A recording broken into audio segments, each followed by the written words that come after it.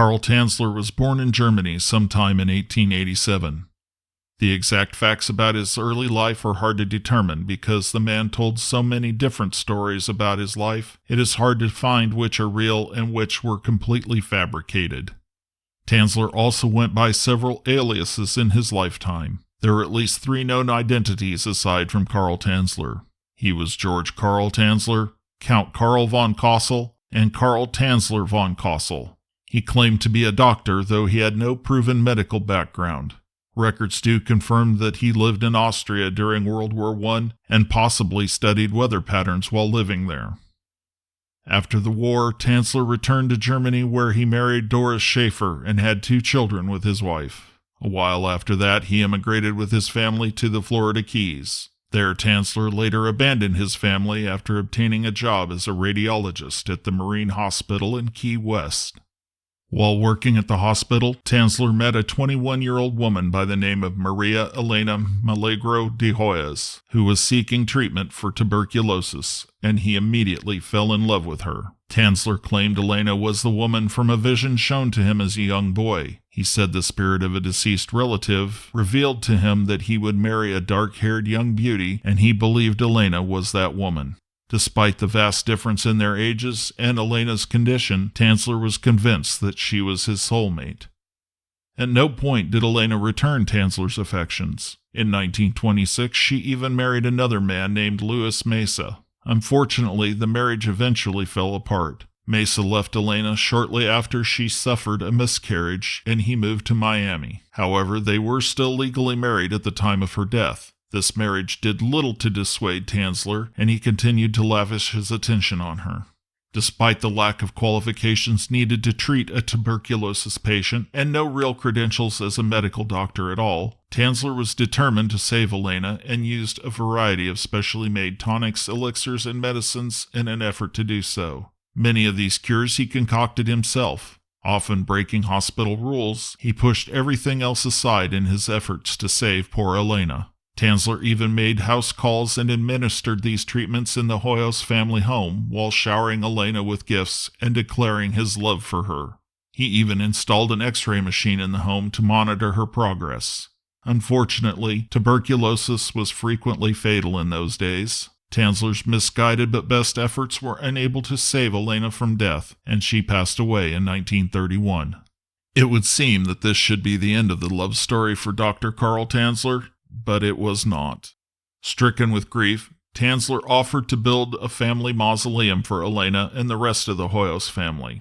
With the family's blessing, Tanzler had the stone mausoleum built and a local mortician carefully preserve Elena's body. It was only after her body was interred in the mausoleum that the Hoyos family realized Carl Tanzler was the sole possessor of the only key. It was even longer before they found out the reason why. Despite no reciprocation of affection from Elena in life, Tanzler would visit her in the mausoleum every night for several years. He later claimed that while he was there, her spirit would speak to him. They continued their close, loving bond and shared many nights together in that dark stone tomb. He also claimed that Elena would frequently beg him to take her out of the mausoleum and free her from the place where her body was interred. Finally, in 1933, after losing his job at the hospital, Tanzler relented and stole Elena's body in the middle of the night, using just a toy wagon to carry her back to his home. The Hoyos family noticed that his nightly visits to the cemetery ended suddenly, but decided he had processed his grief and finally moved on. Tanzler moved Elena's corpse into his home laboratory, where he began the job of maintaining her and keeping her as lifelike as possible. He filled her empty body cavities full of rags so that she would keep her shape. He replaced her decayed eyes with glass eyes that matched their original color. Elena's mother had given him several samples of her hair, which had fallen out during the tuberculosis treatments. Tanzler used those and Elena's remaining hair to fashion a wig for her. He used wires to keep her bones together at the joints and applied mortician's wax and plaster of Paris to her skin where it was decaying. He frequently washed her body in a variety of disinfectants in order to keep away the stench of decaying flesh. Elena's corpse had essentially become Tanzler's human doll. There were even rumors spread later on that a tube had been inserted into her vaginal area so that Tanzler could consummate his relationship with her. However, Tanzler himself never admitted to such necrophiliac tendencies. About 7 years after Elena's body had been stolen from the mausoleum, rumors began to circulate back to the Hoyos family that Dr. Tanzler had a new woman in his life. He was seen frequenting women's shops, buying dresses, undergarments, perfumes, and other assorted items for women. A young man reported that he had seen shadows through the window curtains of Tanzler's home where a man and a woman appeared to be dancing with one another. This news amazed the Hoyos family, who had no idea that Elena's body was missing from the tomb at this point. However, with all the stories circulating, her sister Florinda soon became suspicious of the good doctor. In 1940, Florinda went to Carl Tanzler's home expecting the worst. There, she found what she at first believed to be a life-sized effigy of Elena in Tanzler's bed. Authorities were notified and quickly arrived to determine that the effigy was actually Elena's decaying corpse. She was under heavy layers of wax and papier-mâché plaster.